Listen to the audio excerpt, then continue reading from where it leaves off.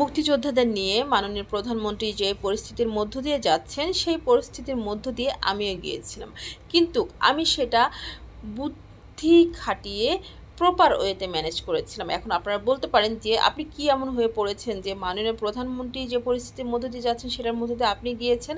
সেটা হচ্ছে এটা আমার জীবনের প্রথম চেম্বার। এখানে আমি এতিম, প্রতিবন্ধী, কোরআনে হাফেজ, মসজিদের ইমাম এবং মুক্তিযোদ্ধাদের জন্য ফ্রি ভিজিটে রুগী দেখা চালু করেছিলাম। এটা নিয়ে মানুষের যে কত বিতর্ক, মানে কত কমপ্লেন, কত অভিযোগ। ওনাদের একটাই কথা যে মুক্তিযোদ্ধারা তো মাস শেষে ভালো একটা অ্যামাউন্ট ভাতা পায়, তাহলে কেন তাদেরকে ফ্রি দেখতে হবে। এখন ওনাদের কথাও তো ফেলে দেওয়া যায় না, আসলেই তো ওনারা তো ভাতা পাচ্ছে, তাহলে কেন ওনারা ফ্রি দেখাবে।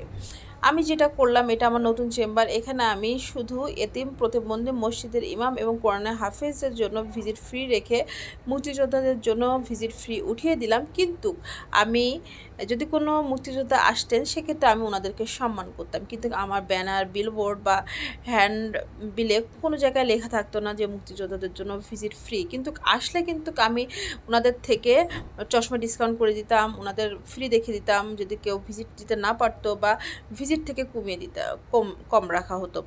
এখন প্রধানমন্ত্রী চাইলেও কিন্তু এভাবেও কিছু করতে পারে। এখন দেশে আসলে ছাত্র সমাজ খেপে গিয়েছেন। এখন আমি মাননীয় প্রধানমন্ত্রীকে অনুরোধ করব, আপনি এই বিষয়টা একটু সুদৃষ্টির চোখে দেখেন, ছাত্রদের দাবি মেনে নেন। এতে করে আপনি পৌঁছে যাচ্ছেন, মানে ছাত্র সমাজ যদি খেপে যায় দেশ খুবই খারাপ জায়গায় চলে যাবে। আর একটা কথা, আমার এই শখের চেম্বারটি এখন কিন্তু টোটালি বন্ধ। এই চেম্বার থেকে আমার খুব ভালো একটা অ্যামাউন্ট ইনকাম হতো।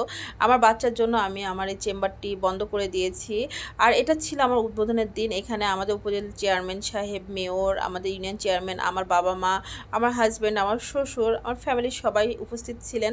আর এই উদ্বোধনের দিন আমি 30+ রুগী দেখেছিলাম। মাশাআল্লাহ, নতুন জায়গা, অনেক রুগী হয়েছিল। এখন রুগীরা সব আমাদেরকে মিস করছে। আমার বাচ্চা বড় হলে ইনশাল্লাহ আবার স্টার্ট করব। মায়েরা বাচ্চাদের জন্য অনেক কিছু স্যাক্রিফাইস করে, আমি আমার বাচ্চার জন্য অনেক কিছু স্যাক্রিফাইস করেছি এবং করে যাচ্ছি। সবাই আমার বাচ্চার জন্য দোয়া করবেন।